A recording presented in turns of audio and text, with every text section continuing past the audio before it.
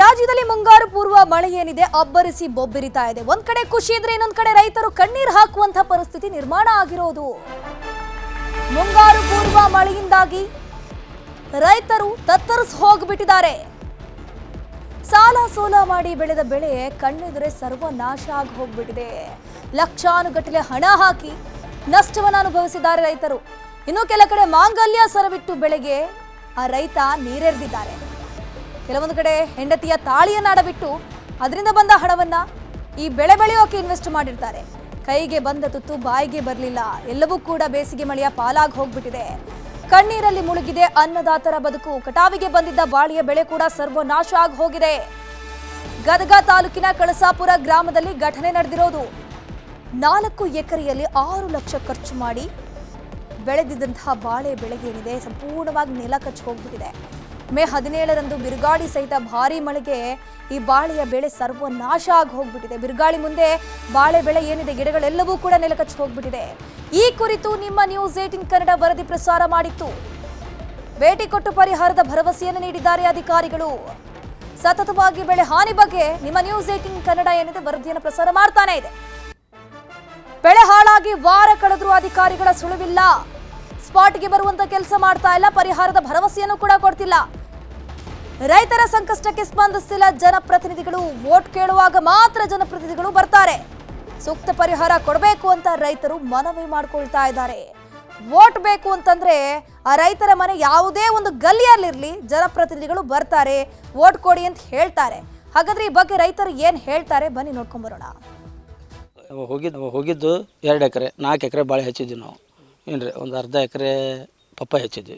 ಇಷ್ಟು ಸರ್ವನಾಶ ಆಗಿಬಿಟ್ಟದ್ರಿ. ಇದ್ರ ಬಗ್ಗೆ ಯಾವ ಅಧಿಕಾರಿನೂ ಇನ್ನೂ ಯಾರೂ ಬಂದಿಲ್ಲ ನೋಡಕ್ಕೆ ನಮ್ಗೆ. ಅದ್ರ ಬಗ್ಗೆ ಸ್ವಲ್ಪ ಸರ್ಕಾರ ಎಚ್ಚೆತ್ತುಕೊಂಡ್ರೆ ನಮ್ಮಂಥ ಪರಿಸ್ಥಿತಿ ಸಾಲ ಪಾಲ ಭಾಳ ಮಾಡೀವಿ. ಇಲ್ಲಾಂದ್ರೆ ನಾವು ಉರ್ಲಾಕೊಂದು ಸಾಯ್ದ ಪರಿಸ್ಥಿತಿ ಸದ್ಯಕ್ಕೆ ಹಂಗೈತ್ರಿ ನಮ್ದು. ಸಾಲಗಾರ ಭಾಳ ಕಾಟ ಮಾಡಕತ್ತಾರ. ನಾವು ಇದೊಂದು 6 ಲಕ್ಷ ರೂಪಾಯಿ ಖರ್ಚು ಮಾಡಿದ್ದೀವಿ ರೀ ಸರ್. ನಾವು ಅಷ್ಟು ತ್ರಾಸ ಆಗಿಲ್ಲ ರೀ. ಹೆಣ್ಮಕ್ಳು ಇದ್ದಿದ್ದು ಬಂಗಾರ ಹಿಂಗಾರ ಎಲ್ಲ ಒತ್ತಿ ಇಟ್ಬಿಟ್ಟೇನಿ ರೀ. ನಾನು ಏನು ಮಾಡ್ಬೇಕು ರೀ ಅವಕ್ಕೆ ಕೊಳ ತಾಳಿ ಸುತ್ತರಿ ಇರೋದಿಲ್ಲ ರೀ ಅವ್ರಿಗೆ. ಆ ಪರಿಸ್ಥಿತಿ ನಂದು ಐತ್ರಿ. ಈಗ ಎಲ್ಲ ಒತ್ತಿ ಇಟ್ಟು ಮಾಡೀನಿ ಸರ್. ಬಂದಿತ್ತು ರೀ ಫಸಲು ಚಲೋ ಬಂದೈತಿ, ಎಲ್ಲ ಹಾಳಾಗೋತ್ರಿ. ಅವ್ರಿಗೆ ನಮ್ಗೆ ಪರಿಹಾರ ಬೇಕು. ನನಗೆ ಇದಕ್ಕೇನು ಅದಕ್ಕೆ ಇದು ಮಾಡ್ಬೇಕು, ಬರ್ಬೇಕು ಅವ್ರು ಇಲ್ಲಿ ಬಂದು ನೋಡಿ. ನಮ್ದು ನೋಡ್ರಿ ಎಲ್ಲ ಹಾಳಾಗೈತೆ ರೀ. ನಾವು ಕಷ್ಟಪಟ್ಟು ನಾವು ದುಡ್ದೇವ್ರಿ ಇದ್ರಾಗ. ಮಕ್ಕಳು ಮರಿ ಎಲ್ಲರೂ ತಗೊಂಡು ಸ್ವಸ್ಥರ ಎಲ್ಲ ತಗೊಂಡು ದುಡ್ದೇವ್ರಿ ಇದ್ರಾಗ. ಅದ್ರ ಸಲ ಎಲ್ಲ ಹಾಳಾಗೈತಿ ನಮ್ಮದು. ಎಲ್ಲ ಬಂಗಾರ ಎಲ್ಲ ಒತ್ತಿ ಇಟ್ಟು ಎಲ್ಲ ಹಾಳಾಗೈತಿ ನಮ್ಮದು. ಅವ್ರು ಬಂದು ನೋಡ್ಬೇಕ್ರಿ, ಇದೆಲ್ಲ ನೋಡಿ ಮಾಡ್ಬೇಕ್ರಿ. ಅವ್ರು ಬಡ್ರದ ಭೂಮಿ ಅವ್ರು ನೋಡಿದ್ರೆ ಮತ್ತು ಅವ್ರು ನೋಡಿದ್ರೆ ನಮಗೆ ಇದು ಸಿಗ್ತೈತೆ ರೀ. 2 ದಿವಸ ಆತ್ರಿ ನಾವು ಊಟ ಬರೋಬ್ಬರಿ ಊಟ ಮಾಡುವಲ್ಲಿ ಮನ್ಯಾಗ.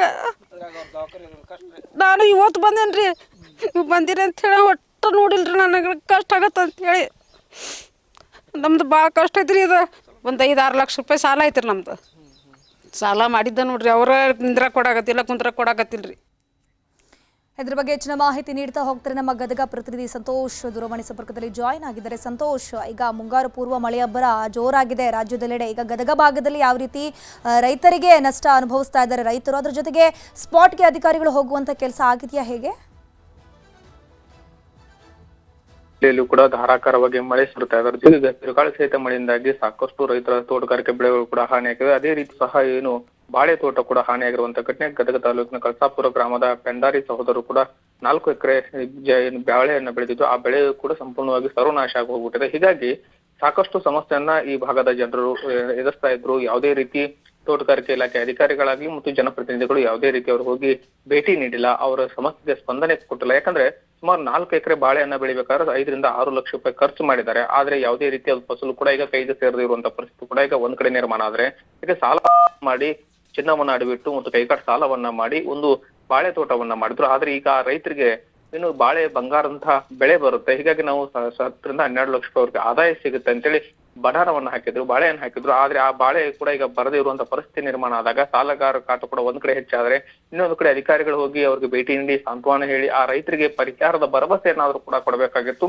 ಆದ್ರೆ ಇದು ಯಾವುದೇ ರೀತಿ ಆಗದೆ ಇರೋ ಕಾರಣ ಆ ಕುಟುಂಬ ಇವತ್ತು ಕಣ್ಣೀರಿನಲ್ಲೇ ಕೈ ತೊಳ್ತಾ ಇದೆ. ಜೊತೆಗೆ ಆ ಒಂದು ಏನು ಶೌಕತ್ ಅಲಿ ಅಂತಕ್ಕಂಥ ಏನು ರೈತ ಏನಿದ್ದಾನೆ ಆತನ ಪತ್ನಿಗೂ ಕೂಡ ಅನಾರೋಗ್ಯ ಕಾಡ್ತಾ ಇದೆ. ಹೀಗಾಗಿ ಅವರು ಕೂಡ ಕಳೆದ 6-7 ತಿಂಗಳಿಂದ ಅವರನ್ನ ದವಾಖಾನೆಗೆ ತೋರಿಸಿ ಈಗ 3-4 ಲಕ್ಷ ರೂಪಾಯಿ ಖರ್ಚು ಮಾಡಿದ್ರೆ. ಹೀಗಾಗಿ ಸಾಕಷ್ಟು ತೊಂದರೆಯಲ್ಲಿಯೂ ಕೂಡ ಆ ಒಂದು ಕುಟುಂಬ ಇದೆ. ಹೀಗಾಗಿ ಸಾಕಷ್ಟು ನಾವು ತೊಂದರೆಯಲ್ಲಿದ್ದೀವಿ, ನಮ್ಗೆ ಯಾವುದೇ ರೀತಿ ಅಧಿಕಾರಿಗಳಾಗ್ಲಿ ಜನಪ್ರತಿನಿಧಿಗಳಾಗ್ಲಿ ನಮ್ಗೆ ಯಾವುದೇ ರೀತಿ ಸ್ಪಂದನೆ ಕೊಡ್ತಾ ಇಲ್ಲ ಅಂತ ಹೇಳಿ ಕಣ್ಣೀರಿನಲ್ಲೇ ದಿನನಿತ್ಯ ಕೈ ತೊಳಿತಾ ಇದ್ದಾರೆ.